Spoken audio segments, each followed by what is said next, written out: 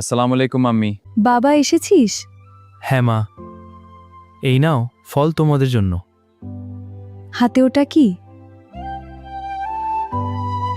মা, এটা একটা স্বর্ণের ব্রেসলেট। স্বর্ণের এত দাম? তোমার বৌমা গত মাসে বলেছিল। এখনই কেন কিনলি এত টাকা খরচ করে? মা, তুমি খুশি হলে সব ঠিক আছে। মা, হাদিসে আছে, বইয়ের জন্য টাকা খরচ করলে রিজিকের বরকত বাড়ে। সেটা ঠিক আছে।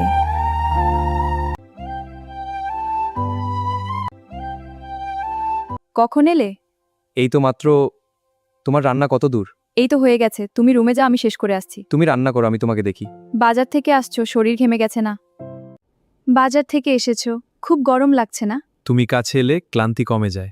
এত কথা বলতে হবে? সত্যি বলছি, তুমি যত্ন করলে ভালো লাগে।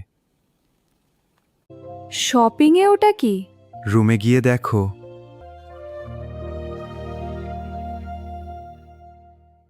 এটা খেয়ে নাও, একটু ভালো লাগবে।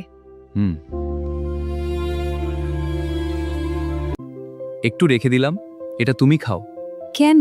এক গ্লাস থেকে খেলে মহব্বত আরও বাড়ে।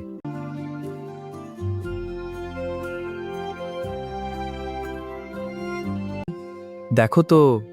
আমার জন্য? হ্যাঁ, তোমার পছন্দের।